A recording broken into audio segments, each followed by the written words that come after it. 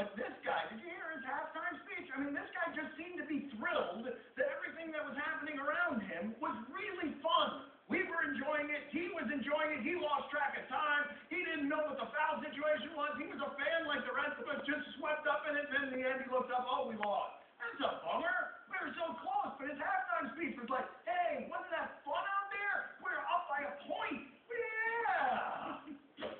Can you defend the ref call on this Trey Burke block? There were so many calls last night that were obvious. Not just this one. This was third. This would be my bronze medalist of blown calls. There was a kick and a goaltend earlier in the game that were really weak. Look at this. This is just a horrible call, especially given the situation, and especially given the way that they officiated the entire game, which was to let them play.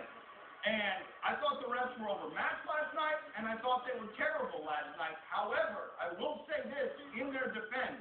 If you enjoyed that game last night, and I thought it was a really fun game, you enjoyed it at least in part because those referees let them play. It was physical, it was out in the open court, and they let them run back and forth. So I understand the criticism, and I'm a critic of the officiating because they made a lot of brutal calls in that game that seemed to only go against Michigan, by the way. Not many of them went against Louisville, but it was such a fun game to watch that I forgave it. Then again, I'm not Michigan, right? If you're Michigan, you're not forgiving how poorly that game was officiated. Well, that was a real bad call. Yeah, that was. Real bad. That changed the whole momentum of the game. That did. He's right. He's right about that. My father had Michigan.